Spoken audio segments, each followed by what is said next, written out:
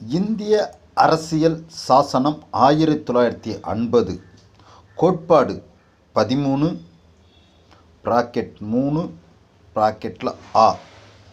சட்டம் என்பது இந்தியாவுக்குள் பிறப்பிக்கப்பட்டுள்ளதும் சட்டத்தின் வலு உள்ளதுமான ஆணை, பிரகடனம், அறிவிப்பு, உத்தரவு, விதி, ஒழுங்குமுறை, கிளைச்சட்டம், மரபு, பழக்கவழக்கங்கள் ஆகியவற்றை குறிக்கும்.